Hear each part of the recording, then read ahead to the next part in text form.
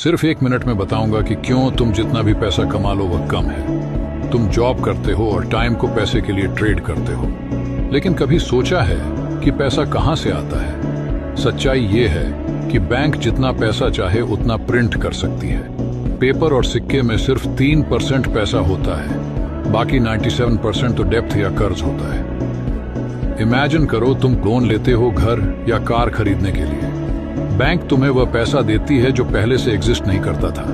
उन्होंने कुछ paper work और हाथ मिलाकर इसे बनाया है। तो जब तुम बैंक से लोन लेते हो तुम्हें वह पैसा मिलता है जो हवा से बनाया गया है। अब ये क्यों इंपॉर्टेंट है समझो। जब गवर्नमेंट को पैसा चाहिए होते हैं वह सेंट्रल बैंक जाती है और लोन लेती है, बिल्कुल तुम्हारी तरह। सेंट्रल बैंक उन्हें पैसा देती है जो हवा से बन रहा होता है गवर्नमेंट बॉन्ड्स के बदले में।